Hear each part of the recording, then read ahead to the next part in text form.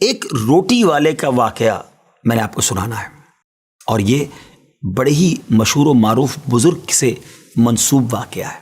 حضرت ابو بردہ رضی اللہ تعالیٰ عنہ راوی ہیں کہ حضرت ابو موسیٰ اشعری رضی اللہ تعالیٰ عنہ کی جب وفات کا وقت قریب آیا تو انہوں نے اپنے بیٹوں سے کہا کہ اے بیٹو، روٹی والے کو یاد رکھنا۔ پھر یہ واقعہ خود ہی بیان کیا کہ وہ روٹی والا کون تھا۔ آپ نے کہا کہ ایک شخص تھا جس نے 70 سال اللہ کی عبادت کی، بڑی عبادت کی، مگر 70 سال بعد جب وہ باہر آیا تو شیطان نے اس کو بہکایا اور وہ ایک عورت کے فتنے میں مبتلا ہو گیا۔ 7 دن اور 7 راتیں وہ اس عورت کے ساتھ رہا، غلط کام ہو گئے۔ اب اس کو پھر شرمندگی ہوئی کہ یہ میں نے کیا کیا، 70 سال عبادت کی اور یہ 7 دن اور 7 راتیں میں نے گناہ میں گزار دی۔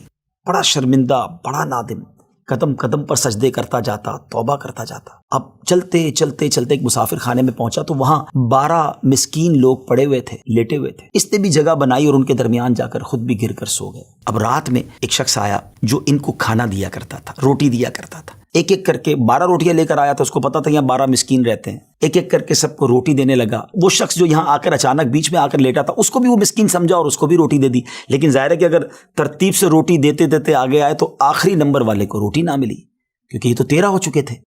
تو بانٹنے والے سے اس مسکین نے کہا کہ تم نے آج مجھے روٹی کیوں نہیں دی؟ اس نے کہا میں نے تو سب کو ایک ایک روٹی دی، کسی کو 2 نہیں دی۔ کہا تم مجھے روٹی نہیں دے رہے ہو؟ بہرحال وہ ناراض ہو گیا کہ ٹھیک ہے، پھر تم اگر یہ سمجھتے ہو کہ میں بددیانتی کر رہا ہوں تو میں تمہیں کچھ بھی نہیں دوں گا۔ یہ کہہ کر وہ شخص تو چلا گیا، مگر وہ مسکین بیچارہ بھوکا رہ گیا۔ اب وہ شخص جس نے ابھی توبہ کی تھی، پہلے 70 سال کی عبادت بھی کی ہوئی تھی، اس کو خیال آیا کہ میری وجہ سے اس مسکین کو روٹی نہیں ملی ہے۔ بھوک اسے بھی بڑی تھی، مگر اس نے وہ روٹی اسے دے دی۔ شدید بھوک لگی ہوئی تھی، رات بھر بھوک میں تڑپتا رہا، اور اسی بھوک کے عالم میں صبح اس کا انتقال ہو گیا۔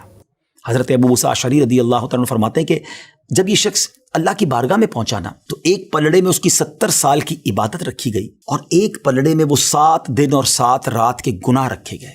تو فرمایا کہ وہ گناہ جو تھے وہ 70 سال کی عبادت سے آگے بڑھ گئے، یعنی اب اس کے لیے گویا حکم ہو سکتا تھا کہ وہ جہنم میں جائے، مگر ان 7 دن کے گناہوں کے سامنے وہ روٹی رکھی گئی، اور اس روٹی کی برکت سے، کیونکہ وہ اخلاص کے ساتھ ایثار کی گئی تھی، مسکین کی مدد کی گئی تھی، وہ 7 دن کے بڑے بڑے گناہ معاف کر دیے گئے اور وہ جنت میں چلا گیا۔